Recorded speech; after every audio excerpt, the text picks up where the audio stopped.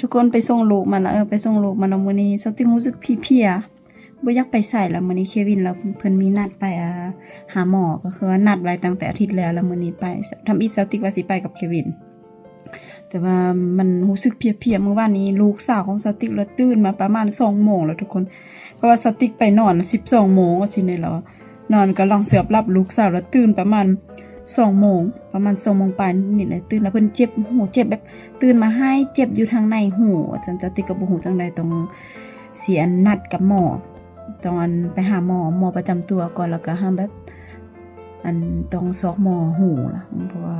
สติกคิดว่าลูกทั้งสองคนของสติกน่าจะมีปัญหาเกี่ยวกับหูสิแล้วพวกคนเนาะ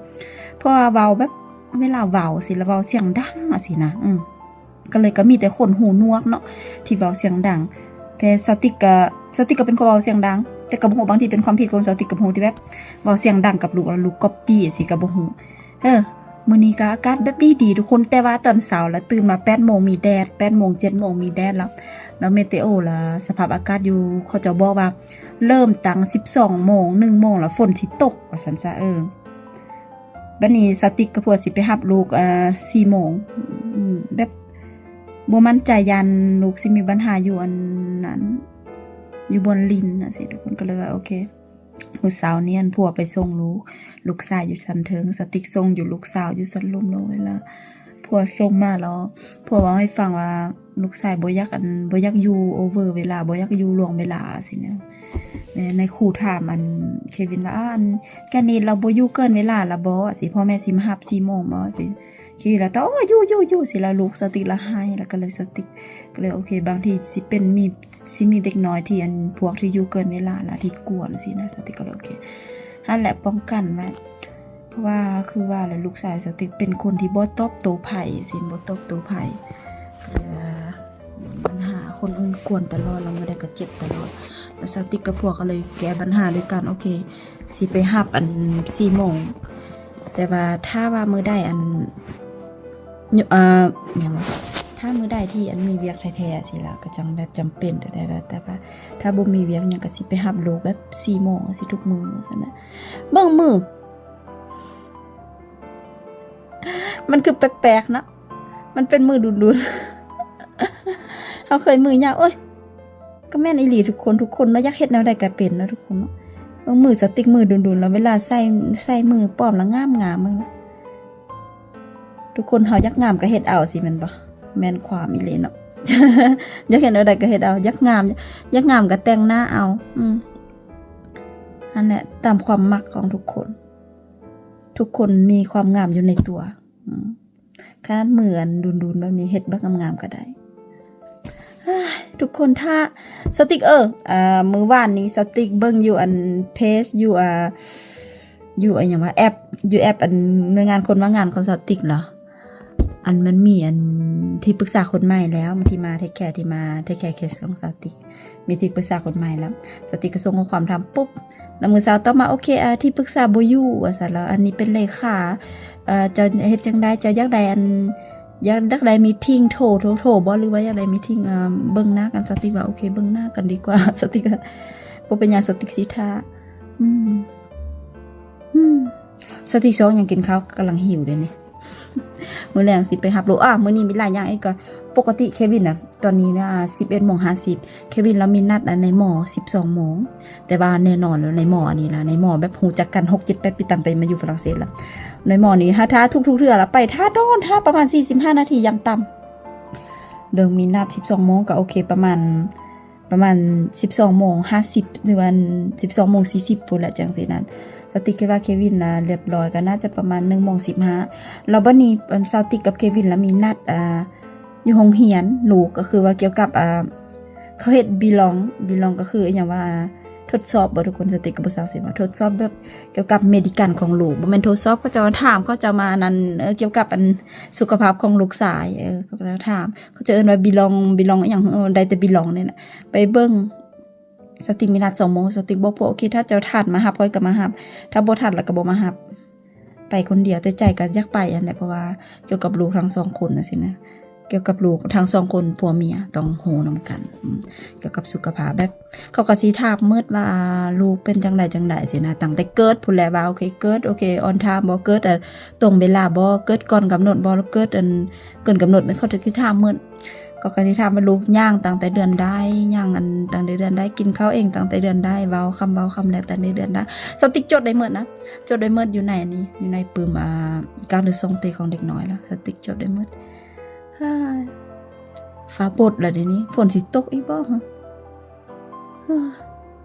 แต่ว่าซุมื้อนี้โชคดีเลี้ยวไปใส่กับแบบมันงามแล้วแบบ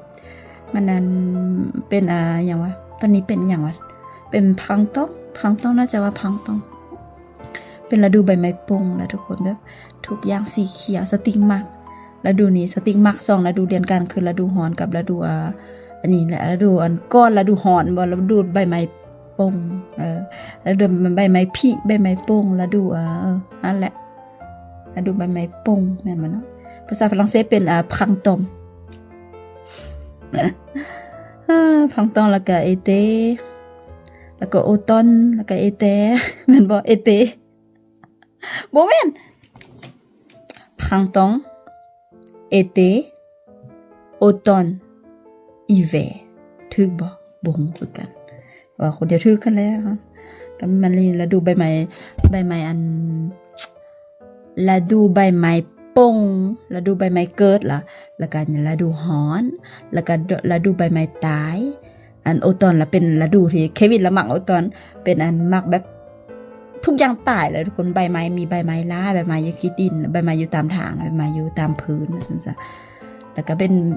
สำหรับสติกละโอตอนละเป็นฤดูหยังวะเป็นฤดูที่มันเศร้าเหลือเกินมันแซดมันเศร้าเป็นฤดู depressive ก็คือว่าก่อนสิเข้าหาฤดูหนาวก็แม่นอีหลี แบบทุกอย่างบ่เป็นตาเบิ่งทุกอย่างเศร้าเหงาหงอยใบไม้ก็ตายมืดบ่มีไม้สินะบ่มีใบสินะแบบใบไม้ฤดูใบไม้ร่นเนาะกันน่ะ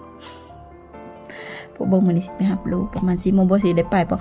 บางทีบ่ฮู้คือกันสิได้ไปบ่ได้ไป2 โมงถ้าสติ๊กถ้าเควินได้กลับมารับสติ๊กโอเคน่าจะได้ไปบ่สิไปอยู่ออมแอมันถ้าไปรับลูกประมาณ 4 โมงไปเพราะว่า 4:15 โรงเรียนเขาจะเปิดประตูแล้วก็เฮาไปรับกับลูกประมาณ 4:30 นจังซี่เพราะว่าถ้าไปสมมุติ4:15 บ่เขาจะเปิดประตูแล้วถ้าเฮาไปแบบ 4:15 ปุ๊บสิมันสิบ่มีบ่อนจอดรถแล้วบัดนี้ถ้าว่าอยากไปก่อนคนอื่นเลยก่อนพ่อแม่ก็คือเฮาต้องไปประมาณ4 โมงหยังต้องไปอยู่ประมาณ 4 โมงจังซี่บ่มีไผมาถ้าเฮาไปอยู่ 4:15 ปุ๊บบ่มีบ่อนจอดรถ อั้งกันอยู่หั่นแหละพ่อแม่ทุกคนก็มารับลูกสติกเกอร์ติ๊กหลายทุกคนตอนนี้สติ๊กอยากเฮ็ดเวียกแล้วอยากเฮ็ดเวียกเด้อมาหาก็ได้อาทิตย์นึงก็ตื่นลุ้นๆอยากเฮ็ดเวียกแล้วหั่นแหละเพราะว่ามันน่าเบื่อล่ะมันชีวิตน่าเบื่อสติ๊กภาคเวียกกระโดดแล้วเนาะกระโดดน่ะได้ตั้งแต่เดือนนั้นจักเดือนแล้วนี่ตั้งเดือน7เดือน6พุ่นวันที่28เดือน6มันบ่เดือน6อันปีที่แล้วปี2024แล้วอันนี้ก็เดือนอ้าวทุกคนสิได้ปีแล้วสมพอมันเบื่อแต่ก็ยังบ่ได้เพราะว่านึงมือจังเจ็บอยู่เด้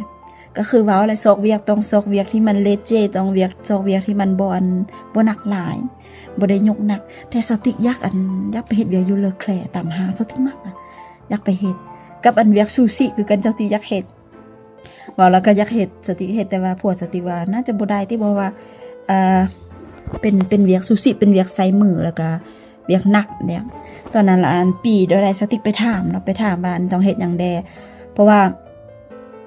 ตอนปีได้ป่ะน่าจะปีหลังๆ 2-3 ปีก่อนบ่ก่อนที่สติกสิได้เฮ็ดเวียกอยู่ EBS สติกก็ไปโพสCV ของสติกเรซูเม่ของสติกไปอยู่ห้างเลอแคลก็คือว่าเควินเราฮู้จักพนักงานอยู่ในห้างเลอแคลได้แล้วก็แบบฮู้จักกันว่าซั่นแล้วก็ล่มหัวหน้าคนที่คอนโทรซูชิแล้วช่วงนั้นแล้วเขาจะระบบ2 คนเควินก็ถามว่าเวียกนี้แนวใดเป็นแล้วเขาว่าเวียกซูชิหนักแน่เพราะว่ามันต้องได้เฮ็ดเวียกแบบต้องได้อังเปอร์เขาว่ามันอังเปอร์ฟิสิกแบบบ่ซังสิว่ามันได้ใส่แห้งว่าซั่นซะแล้วก็ได้ปั่นอีหยังสิแล้วก็แบบข้าวสารได้เฮ็ดได้นึ่งข้าวได้อีหยังว่าซั่นเขาว่ากันเลยสติคิดว่าสติน่าจะบ่ได้เฮ็ด ผัวสติกก็ว่าโอ้ยบ่ได้บ่ได้สติกว่าอยากไปซูซี่ผัวว่าบ่ได้บ่ได้มันเวียกหนักถ้าใดเจ้าสิได้ตัดมือได้ซั่นผัวว่านั่นแหละก็มันบ่สั่งอยู่ทุกคนเนาะ แต่ก็บ่เป็นหยังท่าต่อไปมิดจิลีอีหลีตอนนี้เป็นเวลา 12 โมงเป๊ะ 12 โมงอย่าง4 นาทีมื้อนี้เป็นวันที่14เด้ทุกคนอยู่ลาวเนาะกำลังเมากำลังม่วนแม่นบ่กำลังเมากำลังม่วนกำลังอันนั้นล่ะกำลังเมามึน สติกก็อยากกินเบียร์เด้นี่ทุก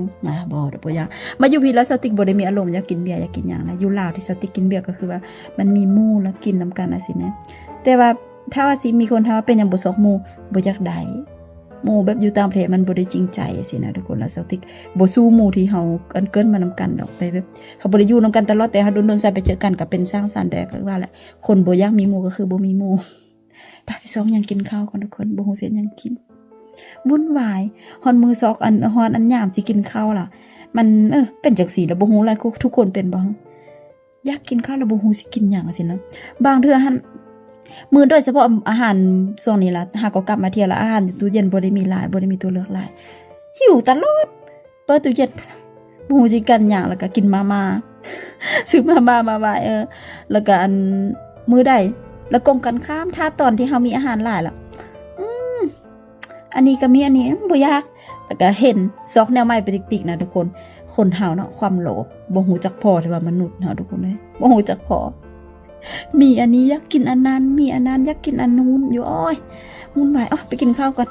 สิกินมาม่าสิแล้วก็มาม่าสิกินมาม่ากับบักเผ็ด